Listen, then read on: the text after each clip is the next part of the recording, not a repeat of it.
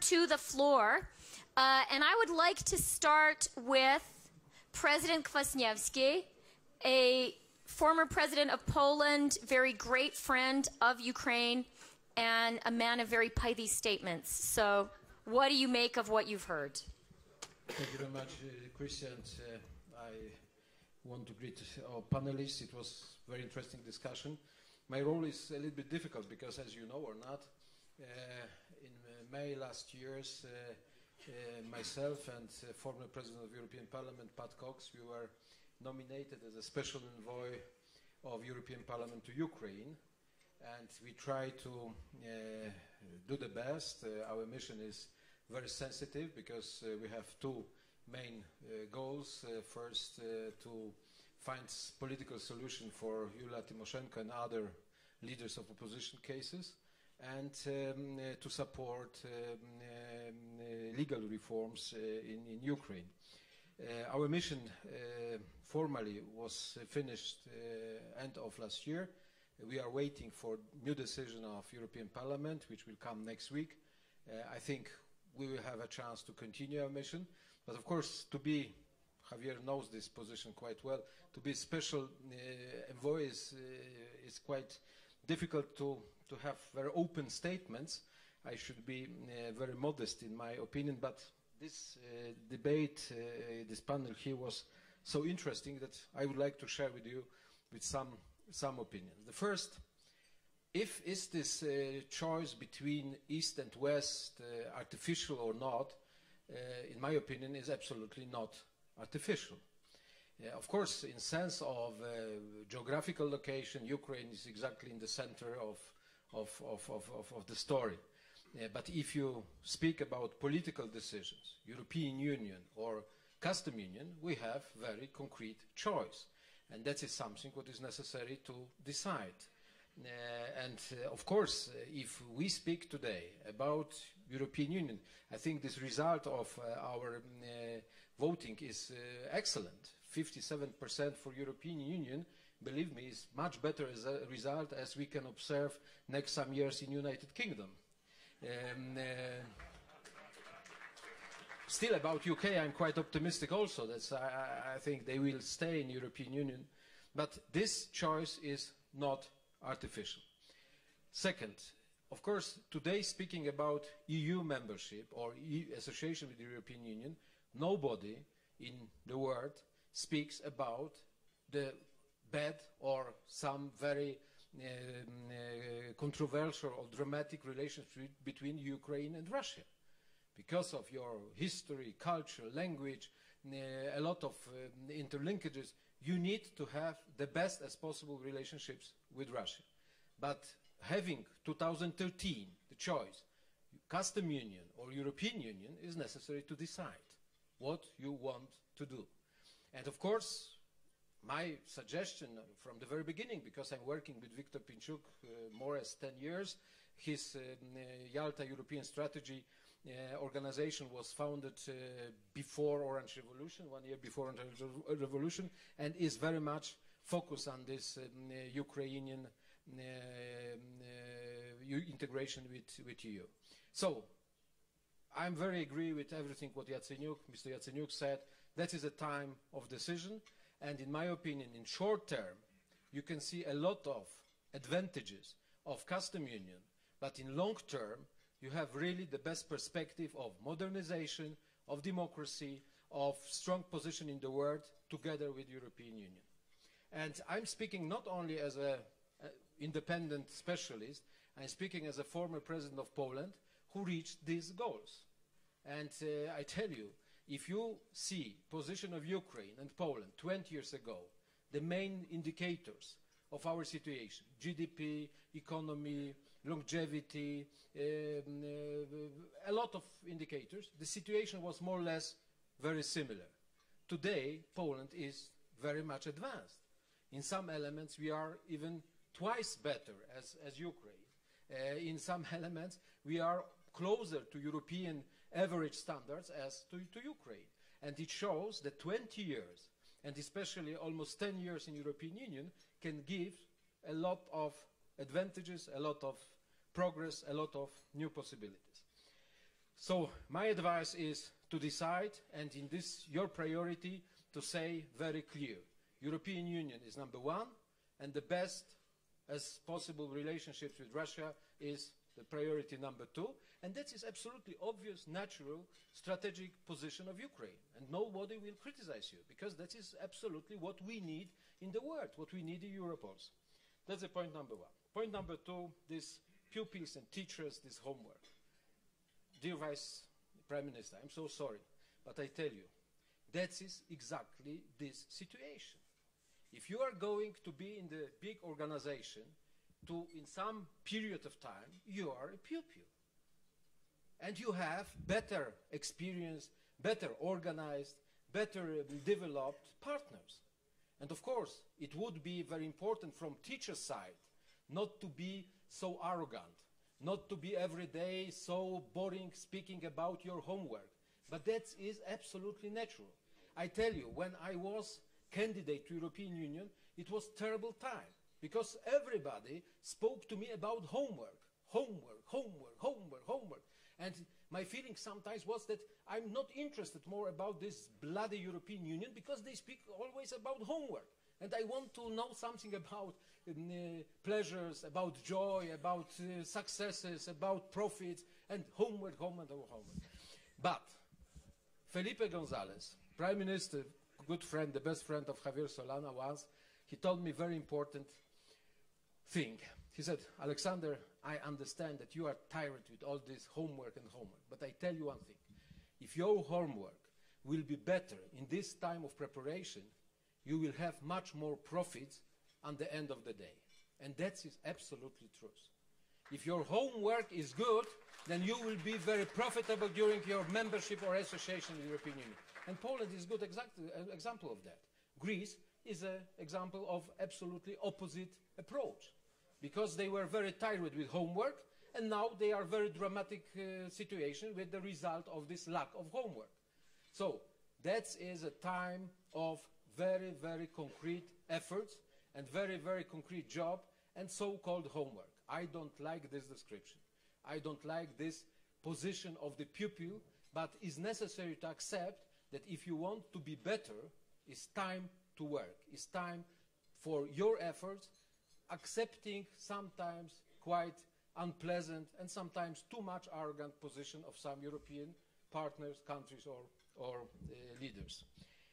That is life, and that is especially political life. And point last one, which is very important for our job as a special voice.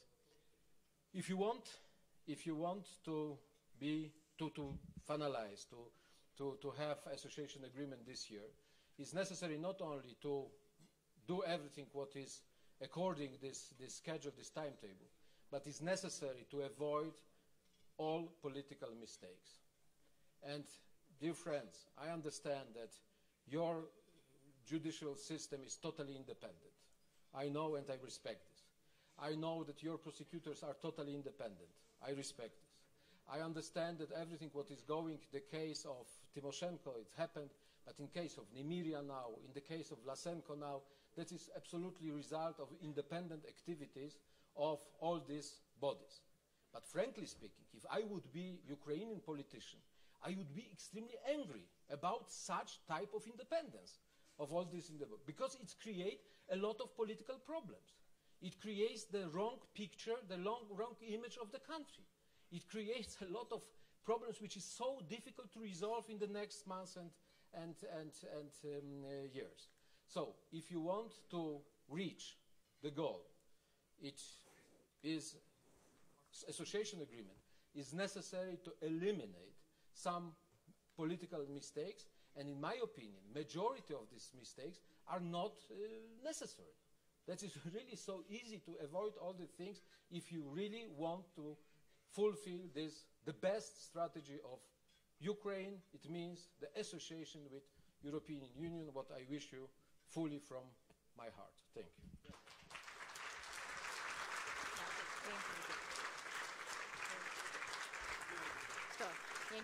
Okay. Okay, we have heard the former president of Poland. Now I think we have to hear from the former president of Ukraine, Leonid Danilovich. Будь ласка. Я выступать не буду и дискутировать с Александром не буду. Мне кажется, что если Польша была против вступления в Европейский Союз, я бы все равно нас нельзя сравнивать. У меня вопрос для моего личного просвещения. Жалко, что еврокомиссар с энергетики господину Солана. Вы сегодня правильно, наверное, сказали, что вчера Украина достигла хорошего результата, подписав сланцевого газа в Украине.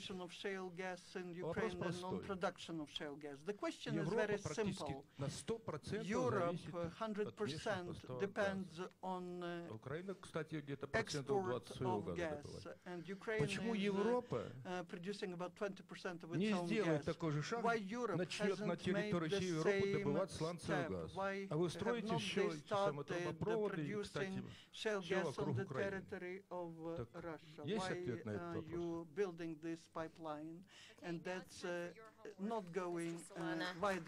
What's the answer? Yeah.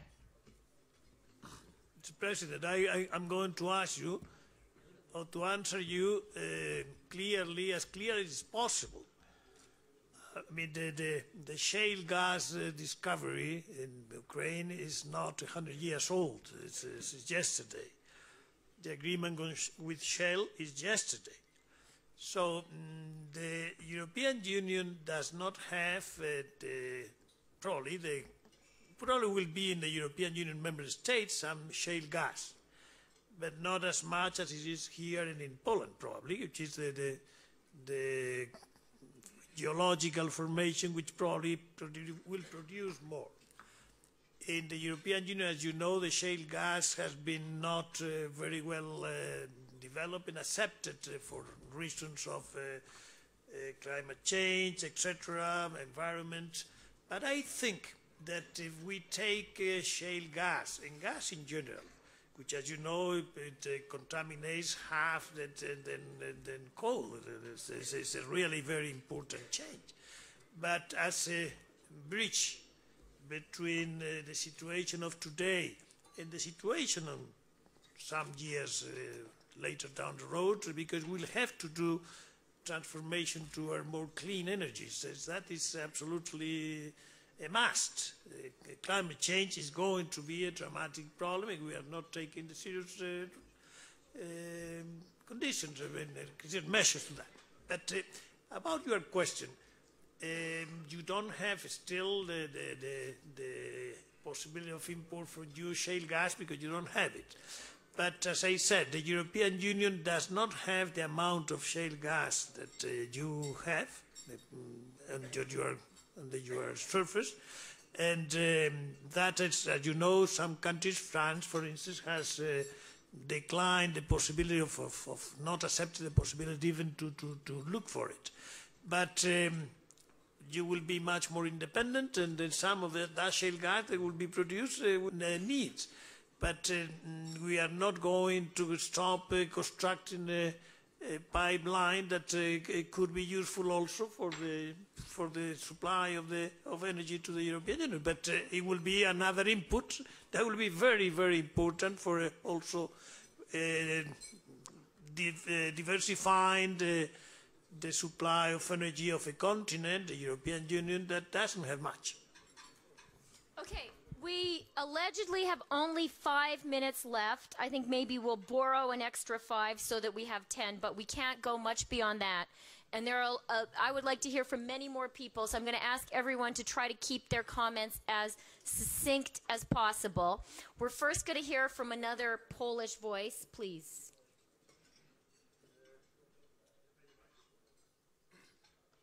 Thank you very much. As you know, I am the member of European Parliament, so in some sense, Mr. Kwaśniewski is my representative in this special mission to Ukraine. So I must tell you that we are very proud of his job, and Mr. Kwaśniewski, thank you very much for this, what you are doing. I hope the Conference of Presidents will share my opinion and continue your job. But I have a question to one representative of the government and the opposition. Can we, European Parliament, expect unilateral, bipartisan, pro-European voice from the new Verkhovna Rada? This didn't happen. I know that we are operating very short time, because this would be extremely useful for European public opinion and I believe for Ukrainian public opinion. By the way, with all the complaints about the Ukraine system, so far no speaker said any bad word about the election, which also shows something. Thank you. Okay, so very quick reply. I'll ask Arsenii to go first. Is there going to be a united voice from the Verkhovna Rada? We did it last year when there was a bipartisan regulation in the parliament. We started it this year, and I believe that this will be a joint motion of opposition and the government. But again, going back to the issue of Yulia's case, this is the trap for Yanukovych, this is the deadlock for opposition, and this is the drama for the country. And we need to fix this problem in order to make this move smoothly. On the issue of the election that you already mentioned, look, we expected the worst case scenario. But we got the bad case scenario because they rigged only a number of single mandate counties. And we as a united opposition got more than 26% of the support of Ukrainian people. And jointly the opposition gathered more than 50% of Ukrainian voters. So this is the very positive sign on the one hand. On the other hand, this is the huge responsibility that is to be executed by the opposition forces right now and before the presidential elections and right on the presidential elections. Okay, thank you. I'm going to ask Minister Kozhara. So, Verkhovna Rada, will it be united in support of Europe? Thank you. For me, it's very easy to reply because 1 month ago I was a member of the Rada. And I am pretty much sure that I am still a member. So we would come to a common agreement with Arseniy Yatsenyuk and would prepare a nice statement on the European integration. And but today we have 3 different draft statements in the Rada, and instead of making 3-4 paragraphs that Ukraine has as a prime goal, European integration, we have dozens of paragraphs and a draft statement prepared by Arseniy Yatsenyuk is more about Yulia Tymoshenko than about European integration. And but this also indicates that today there is a strong consensus in the Ukrainian parliament and in the government that Ukraine will move on European integration in the future. Thank you. Okay, thank you very much. I'd like to hear now from Lord Risby. Can we get the mic to Lord Risby? Here he is. He is a member of the House of Lords, and he is leading the Global Council of the WEF on Ukraine. Someone give him a mic. You're going to go up to the podium? Okay.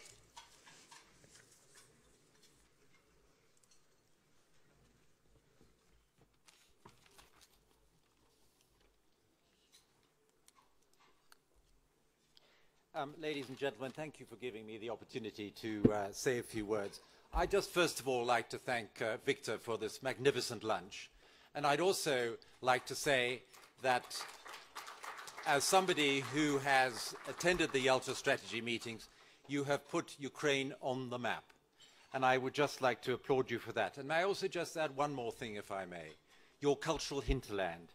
You have provided accessibility to people in Ukraine to see some of the finest artworks in the world. It's been an extraordinary thing to do, and I think, as the chairman of the British Ukrainian Society and co-chair of the GAC, Ukraine owes you, Victor, a great deal. Now, what I would like to do is just explain what the process is that is underway. All of us who are part of the WEF Ukraine Global Agenda Council are delighted at the initiative which has been agreed to. And let me exactly explain what it is. The network of Global Agenda Councils is a unique global community of over 1,500 leaders who are experts in the world of academia, business, government, international organizations and society. They bring together in 80 councils their expertise to shape an agenda. And the Global Agenda Councils are committed to address the pressing problems and thinking of new solutions.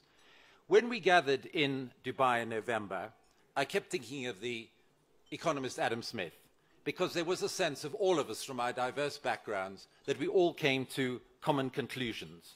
And we all felt that a discourse was necessary under the umbrella of the WEF to clear pathways and find possible solutions, to secure dialogue and collaboration between government and the stakeholders to secure this in Ukraine.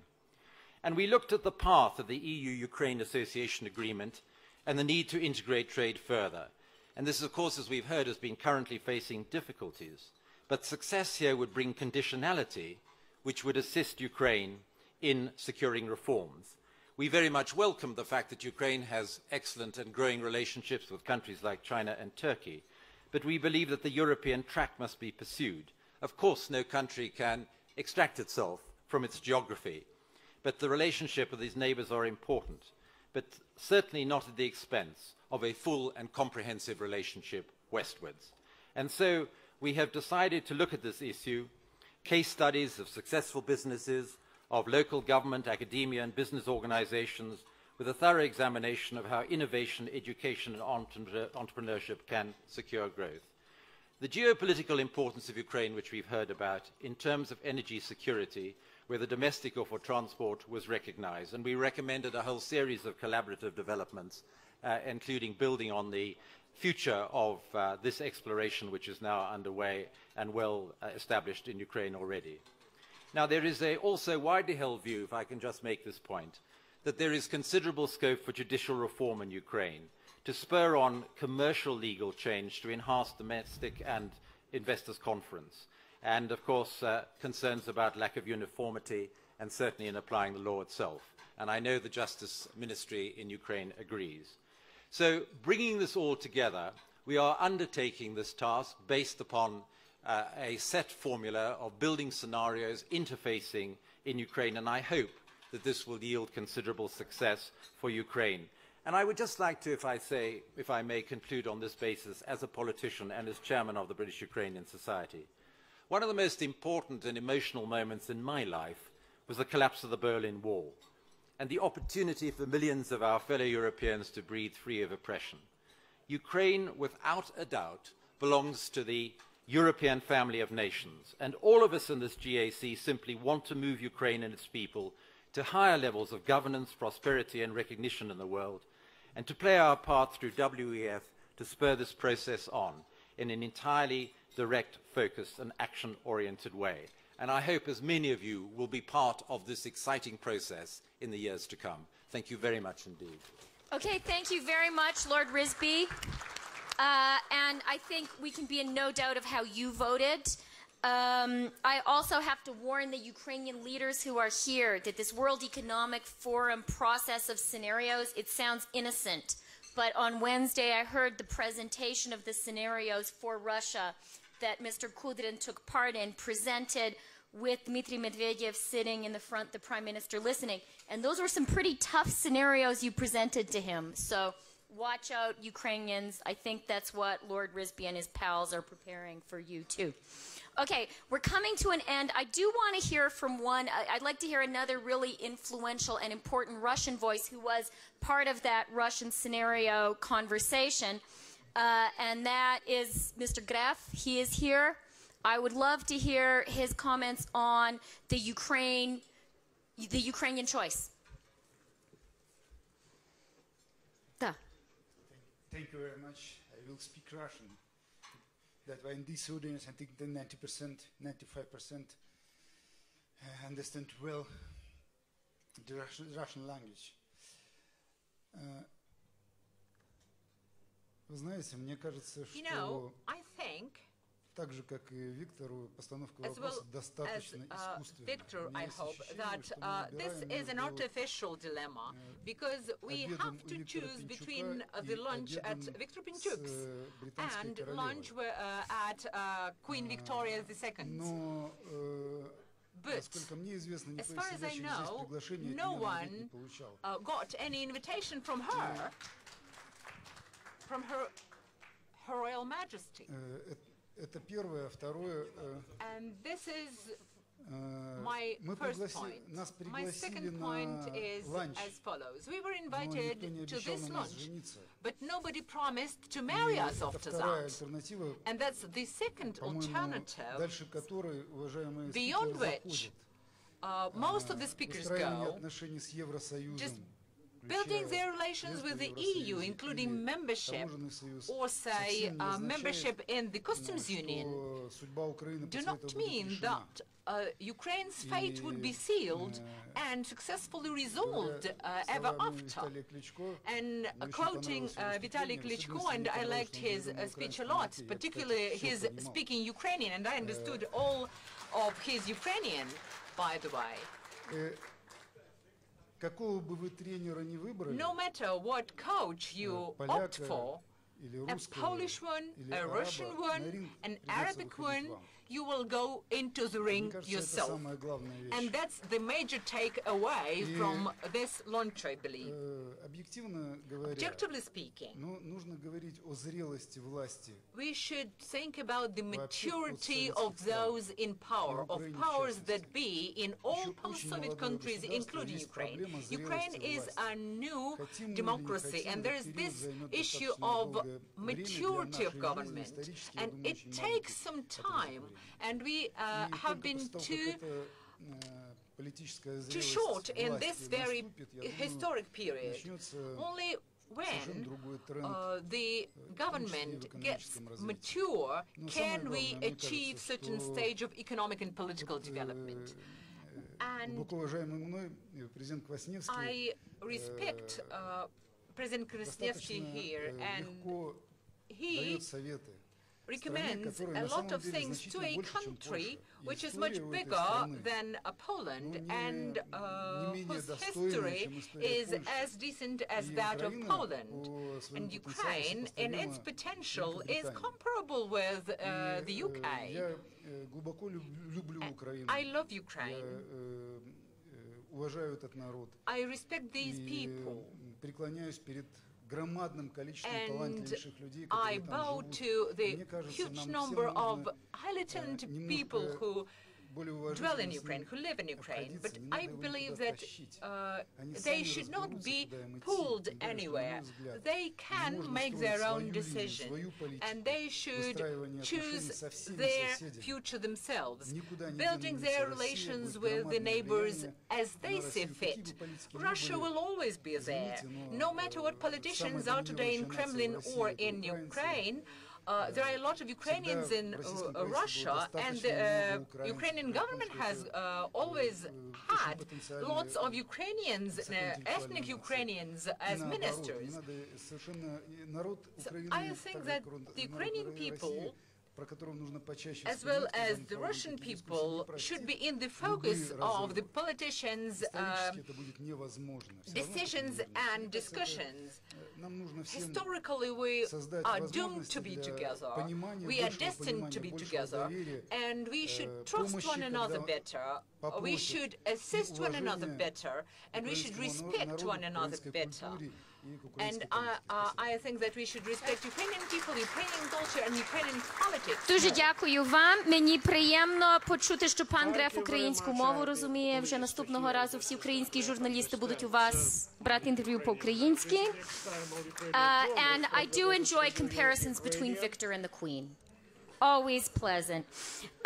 Okay, time is running out, and so what I'm going to do, I would have loved to hear from many more people here, but I know people have other events they have to get to, so I'm going to have a final blitz round of the panel.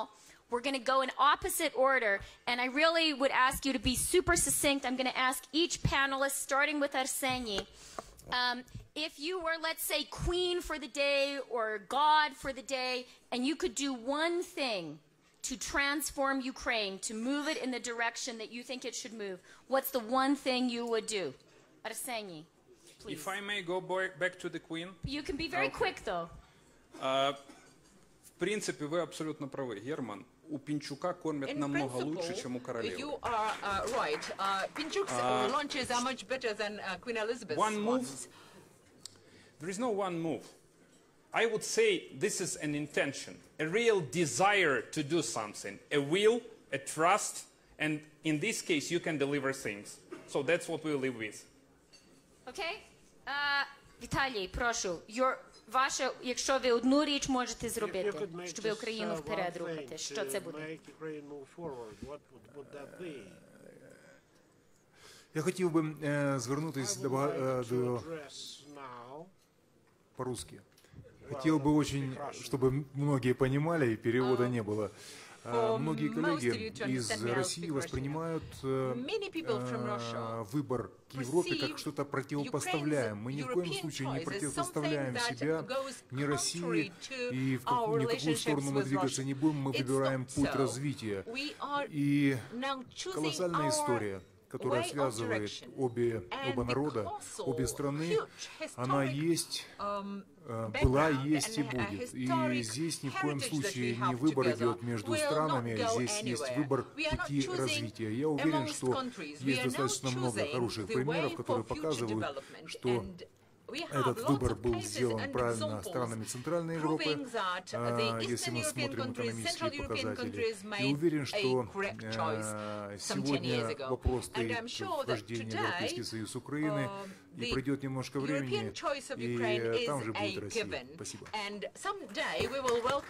Господин Кудрин, если одну вещь можете сделать для Украины, что-то будет. Вы знаете, если говорить не о идеологическом вот таком противопоставлении, а о реальных шагах, то и у Украины, и у России есть программа вступления в Организацию экономического сотрудничества и развития.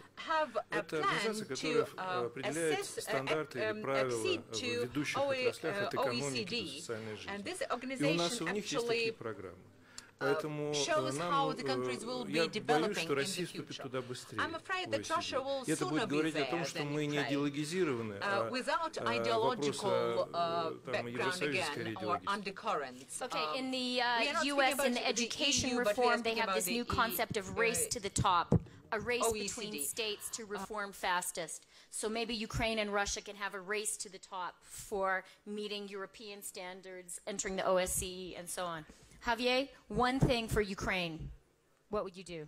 Well, first of all, I would like to say that from the European Union point of view, we don't want to have or give the impression of teacher versus pupil. You are a grown-up country.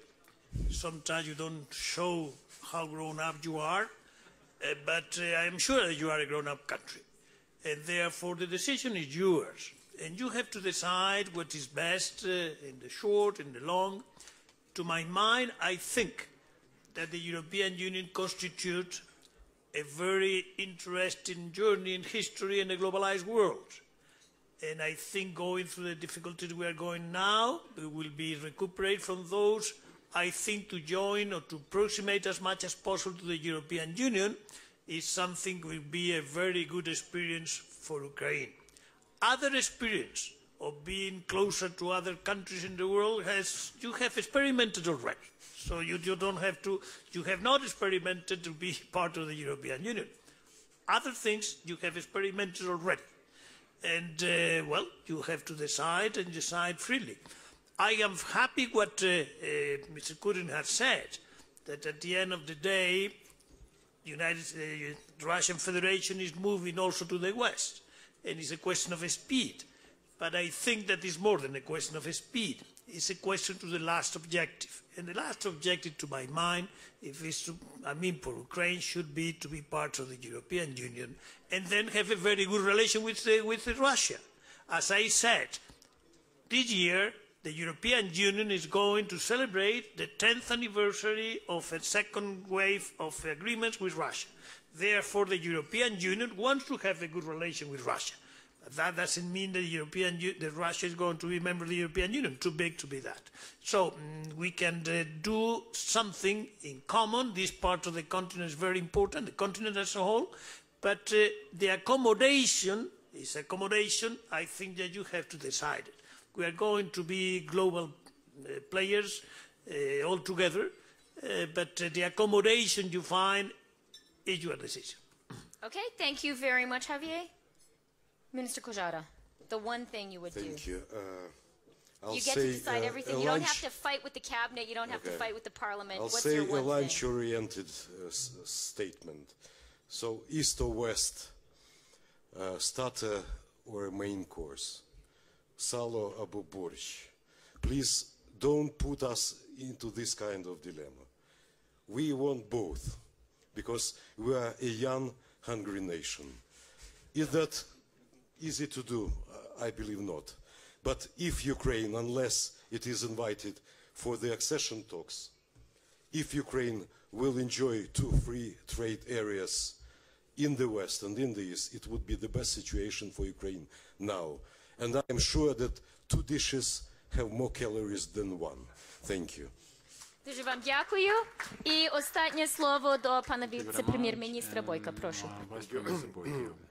My colleague, Minister Kajara, quite right. We are a young country and young democracy. And I think we passed the most difficult times with President Kuchma without conflicts, without wars. It was a very difficult time for other countries, and in our country we passed it peacefully, and it's very important. And what is one thing I want to say about our future, it's very important when the key questions will appear in our society, how we shall do the best for our country, where we shall go. It's very important that in this time we and our opposition will be together in order to receive best results for our nation. Thank you. Okay, thank you very much. We've been talking a lot about food, and Victor and his team asked me especially to thank the wonderful cooks. Cooking and food are very trendy right now, and Victor actually brought a team of talented Ukrainian chefs from Kyiv to cook for us. They are led by Maxim Vinogradov and his team, and here they are so we can thank them in person.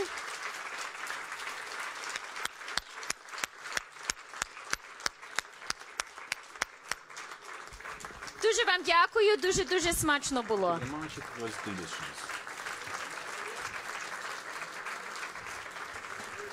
And я маю прохання до вас і до Віктора, an impromptu request. Victor, could you please ask Maxim to write his recipes down and put them on your website, because I would like to try at home. Можна? And now, just in conclusion, we've been thanking Victor a lot. We should continue to do that. We should thank his fine team. He has done this so successfully. He has partners in his success. They are Horizon Capital, my friend Natalka Yuresko, Alpha Bank, and Smart Holding. It's wonderful that you are partners in this great endeavor, bringing Ukraine to Davos. I think Victor wants everyone to come on stage for a final picture. And please go on to your next events and try out the borscht. Cooking at home, I meant. Thank you very much. Can I ask all the speakers, Victor and the partners of the lunch, to stay together for a traditional historical group picture? And Krista, of course. Yeah. А тоді мені треба бігти. Пан Луканов, пан Шпек, Наталка.